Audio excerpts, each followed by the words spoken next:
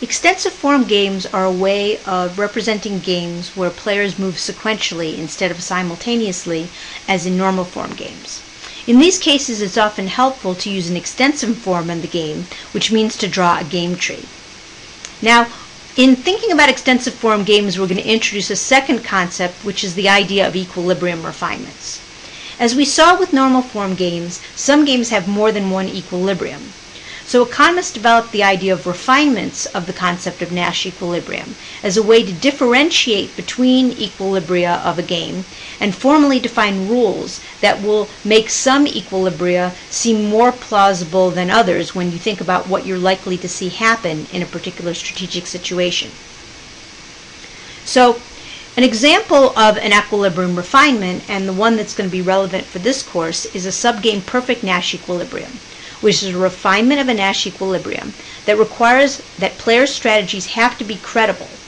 Now, what we mean by credible is that players can't be required to carry through with a strategy that they might regret choosing once they get to that point in the game. So, one of the things that's important about extensive form games is that strategies in extensive form games have to specify what players will do at every point in the game and for every strategy their opponent might use. So even if you're thinking about a point in the game that you think you're never going to reach, when you talk about the strategy in an extensive form game, you have to specify what you would do, what each player would do in that case anyway, even if you're never going to get there. And you're going to see why that's important in a minute. So to introduce the idea of an extensive form game, we have an example. The example is Brady's Pizza, which has been the only pizza restaurant in a small town for years. Alexa is considering entering the pizza market, and if she decides to enter, then Brady has the option of fighting her by cutting his price so low he will bankrupt her. However, if he does this, he does it at significant cost to himself. If Alexa doesn't enter the market, then her payoffs are 0 and Brady's are 50. If she enters and Brady fights, then Alexa earns minus 20 and Brady earns minus 10. And if she enters and Brady doesn't fight, then she earns 20 and Brady earns 30. So let's draw this game tree and find all of the equilibria to this game. So, because if Alexa doesn't enter, there's nothing for Brady to do, I'm going to show Alexa as being the person who moves first in this game. So here's an A for Alexa.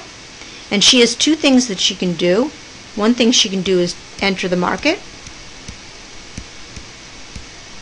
And the other thing that she can do is she can choose not to enter.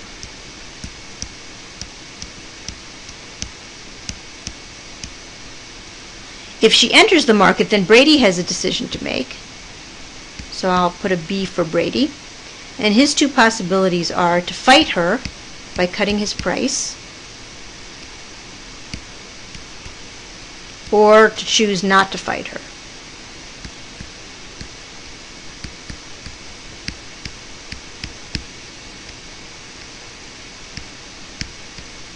So we have one more thing that we have to do, and that is we have to represent the payoffs on this table, and I'm going to go ahead and do that by putting them in brackets. Since we're letting Alexa move first, I'm going to be consistent about writing her payoffs first every time. If she doesn't enter, we said that her payoffs are 0 and Brady's are 50.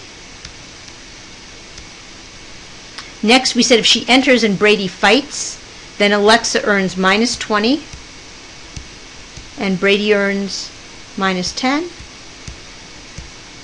And if he doesn't fight, then we said Alexa is going to earn 20 and Brady is going to earn 30. So notice I'm consistent about which payoff I'm putting first and which second. Alexa's payoffs are always first.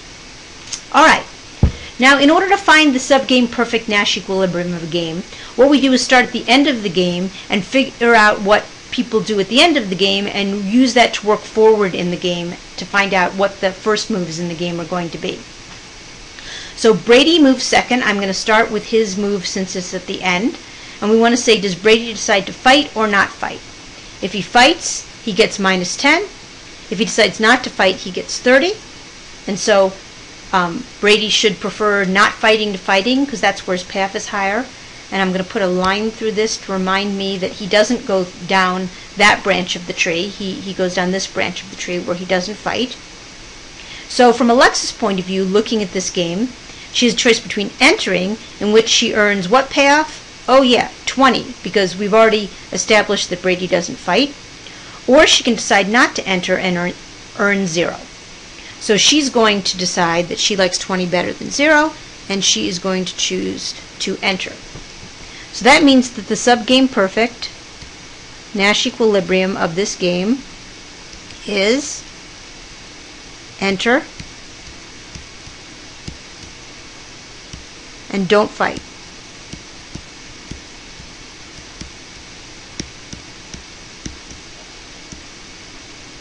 But just like we saw when we were looking at normal form games, there can be more than one equilibrium to a game, and this one has 2.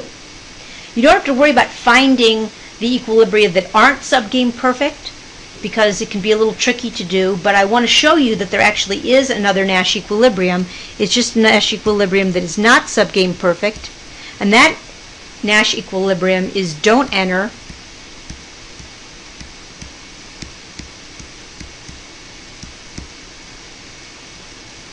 and fight.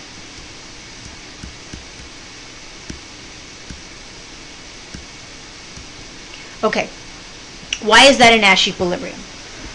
Remember, the definition of a Nash equilibrium is that players have pairs of a set of strategies, so in this case a pair of strategies, and here we have it, don't enter and fight, and the criteria is that neither player can make themselves better off holding the other player's strategy fixed by changing their own strategy. So let's look at this. Suppose that Brady keeps his strategy of fight fixed. Okay, so we end up down on this part of the tree that we said we wouldn't end up getting to. Now Alexa's making a decision about entering and not entering, and she says if I enter, I'm going to end up with minus 20 because Brady's going to fight. I like 0 better than minus 20, so I like my strategy of don't enter. I can't make myself better off by entering. I actually make myself worse off by entering than I do by not entering. So from Alexa's point of view, she doesn't want to enter this market. Now we have to look at it from Brady's point of view. Can Brady make himself better off by changing his strategy from fight to don't fight? Well, remember, Alexa's strategy is don't enter. So he's getting 50 here, and in fact is never given the opportunity to make a decision because she chooses not to enter. So he can change his strategy from fight to not fight, but he can't make himself better off holding her strategy of don't enter fixed. So this is also a Nash equilibrium to this game. There are actually 2. Now I admit the second one is kind of hard to find, but that is actually a Nash equilibrium to this game. And going back to the idea of subgame perfection, it is not a subgame perfect equilibrium, because if, for example, Alexa were to make a mistake and accidentally enter the market, then Brady would not want to follow through on his strategy of fighting. He would want to change it. And that's what we were talking about at the beginning of this lecture when we said that people's strategies had to be credible. It isn't credible that Brady would actually fight if Alexa enters the market. And so this second equilibrium is a Nash equilibrium, but it fails the subgame perfection criteria of being credible. And so we think that this is a less plausible equilibrium than the first equilibrium of enter, don't fight. This one is subgame perfect. This one is an equilibrium, but it's not subgame perfect.